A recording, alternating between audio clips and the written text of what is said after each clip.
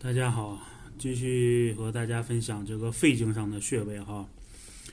昨天这个分享的是尺泽穴嘛，今天我们继续分享，从我们的这个腕横纹上7寸，大概是这个位置，这个穴位在这儿，它叫孔赘穴。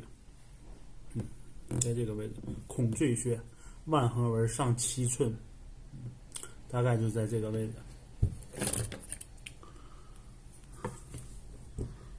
孔赘穴，从这个腕横纹这往上走7寸，大概就是这个位置。它这个7寸吧，是我们这个通身寸，每个人这个7寸都不一样的嘛。一般这个4个手指这个宽度，这个宽度一般就是3寸，这个拇指的宽度一般是1寸，你就自己这么量就行，大概就是7寸，因为每个人手的宽度不一样嘛。7寸就这个位置。孔赘穴，它对什么比较有这个效果呢？对这个感冒引起的嗓子痛，再就是这个发烧不出汗，身上感觉发烧但不出汗，再就是痔疮，效果都非常好。这个穴位一般也是我们这个用这个拇指点住它之后，就这么轻轻的拨，非常明显，这个痛感特别明显。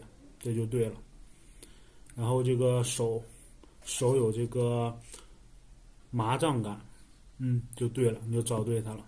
一般我们也是先揉左面，再揉右边，然后3到5分钟，每天3到5次都可以。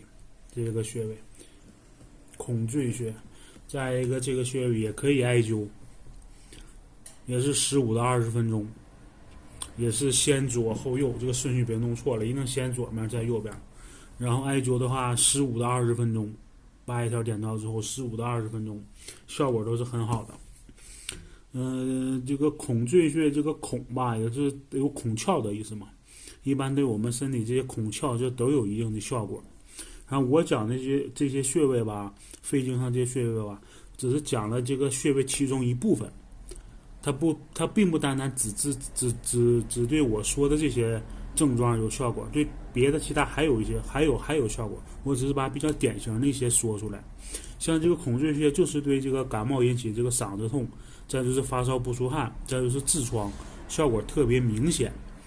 所以我就主要推荐这几个特别明显的这个症状，对这个效果特别明显的，所以我就说这几个，让大家都记住这个。孔赘穴它就在这儿，腕横纹上7寸这个位置，然后就记得它能治这个嗓子痛，感冒发烧引起的嗓子痛，然后这个发烧还不出汗，就找它就对了。